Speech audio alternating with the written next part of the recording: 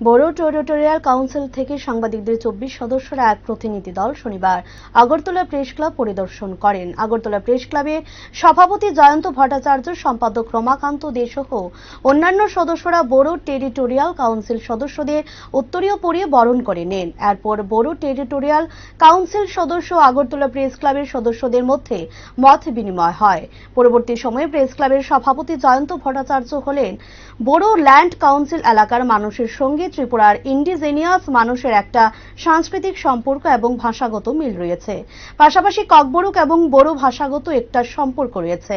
জয়ন্ত ভট্টাচার্য বলেন, আপনারা ত্রিপুরাবাসীর পরম আত্মীয়। তিনি বড়ো কাউন্সিলের সদস্যদের আগরতলা প্রেস ক্লাবের পক্ষ থেকে ধন্যবাদ জ্ঞাপন করেন। অন্যদিকে বড়ো ল্যান্ড জার্নালিস্ট অ্যাসোসিয়েশনের সভাপতি আবু বক্কর সিদ্দিক তাদের সফর সম্পর্কে বলেন, বড়ো ল্যান্ড একটি টেরিটোরিয়াল কাউন্সিল যা আসামের এই 4টি জেলার নিয়ে অবস্থিত। সেই কাউন্সিল থেকে সাংবাদিকদের বছর বছর অভিজ্ঞতা সমৃদ্ধির জন্য দেশের বিভিন্ন প্রদেশে পাঠানো হয়। পাশাপাশি পর্যটন এবং প্রাচীন নির্দেশগুলো আমরা পরিদর্শন করে অভিজ্ঞতা সঞ্চয় করি।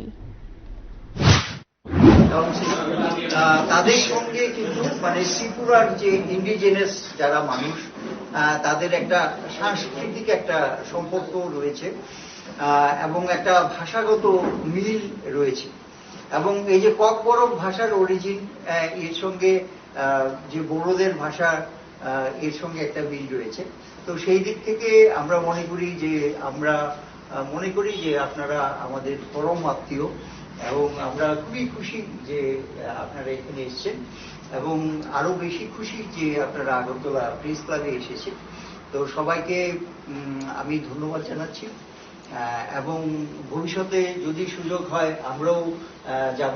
এখানে বড়োল্যান্ড একটা টেরিটোরিয়াল কাউন্সিল, সেটা আসামেরই অন্তর্গত 4টা ফুল প্লেস ডিস্ট্রিক্ট নিয়ে একটা কাউন্সিল হচ্ছে। সেই কাউন্সিলের ইনফরমেশন অ্যান্ড পাবলিক রিলেশন ডিপার্টমেন্টের থেকে সাংবাদিকদেরকে